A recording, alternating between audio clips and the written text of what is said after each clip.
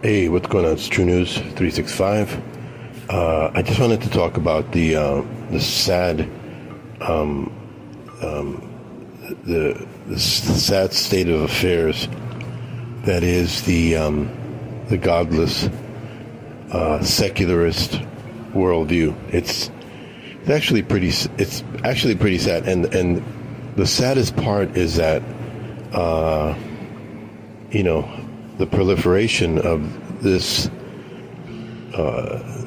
mindset is becoming worse and worse. I mean, it's bad. It's always been bad, but as we've been entered a post-Christian era in the Western world. I mean, I understand that in Europe it's even worse. It's really, I mean, it's a serious cancer. Christianity is still big and growing, flourishing in many many lands outside of the Western world, but and even in lands where there's persecution and marginalization of Christianity continues to grow because Christianity has is seen. It grows with the backdrop of evil. When you see the hatred towards Christianity, that's when it actually grows. It has been said that the persecution of the martyrs is the seed of the church or the saints. And so, but here in the Western world, our children are literally growing to be haters of religion, all things, especially Christianity, because Christianity is the founding of this nation of the West.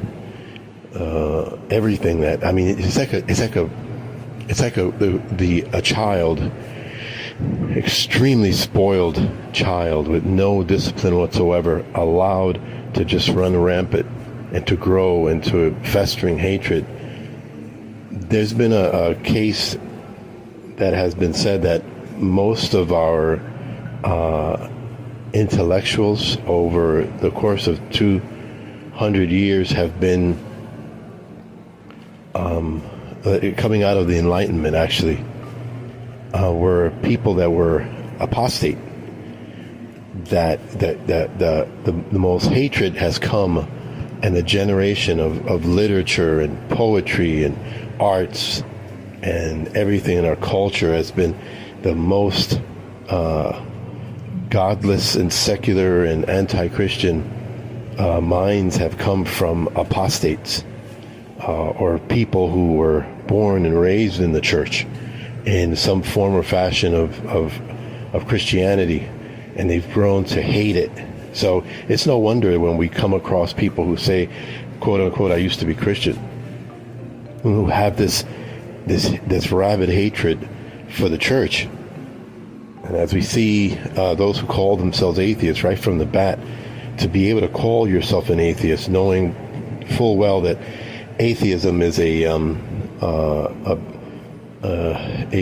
stance, a visual stance, or a declarative stance against all things God, all things reality, all things pertaining to the declaration of truth of all things that we see around us. That's a serious, a lot of people don't understand it. A lot of people treat atheism as though it's just a perspective. They don't recognize that it's in itself a religion. It holds to the personality tenets of a religion, and it's all it is just everything pointed inward, all of the reverence inward, all of the hopes and dependency inward, all of those tenets are inward and applied to inward, one's own intuitive judgments and ethical standards from inwards. That's all it is.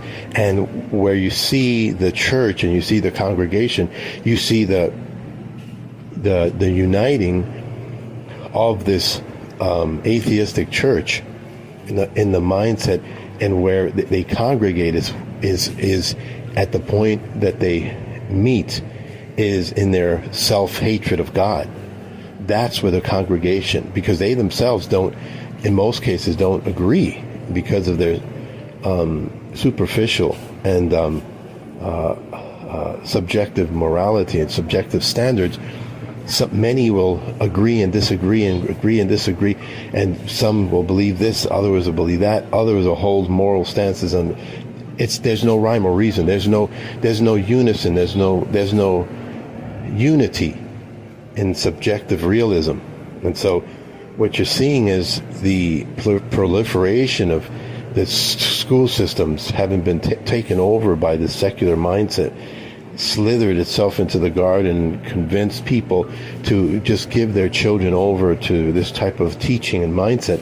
And yet people don't, so, and the success of the secularization of this nation is directly is directly related to the lukewarm of the church, the lukewarm of the, and since the church is the individual, the church is the collective body of those who revere Christ and stand for Christ and love God with all their heart, soul, mind, and strength, and love their neighbor as themselves in the commandments of Christ.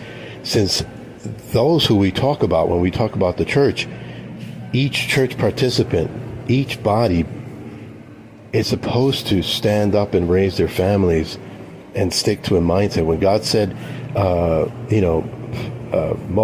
be fruitful and multiply, he heck sure did not mean to create a bunch of non-believers and a bunch of secularists and atheists. That's not what he meant. Free minds, and so this is not what we're talking about. So we can see the future of what will soon befall us in the next 5 to 15, 20 years. The same trajectory of this mindset will be the same ones that burn down churches tomorrow. They're pulling people out of the churches, burning churches, and the marginalization and the laughter and the mocking will not stay at mocking, will not stay. It's not going to stay in mocking. It's not going to stay in ridicule and in disparagements, and it doesn't stay there. If we think it's going to stay there, then we have to be extremely foolish. And so I often tell people, fellow Christians and people who call themselves by the name of Christ, that we need to speak up. We need to go out into the highways and the byways. We need to evangelize and start in our backyard. Start with our own children. Start standing up for what's inside us, the convictions. Our nation was founded on a Christian, Judeo-Christian influence, and so that is what the next generation is being trained to not just disregard, but to despise. And so many apparatuses are being used to do just that. And so you can see in the youth where they have a knowledge that they call knowledge falsely, and they're quick mouths, and they're into, one of the tenets of the religion is the necessity for their bodily and mental autonomy outside of all things God.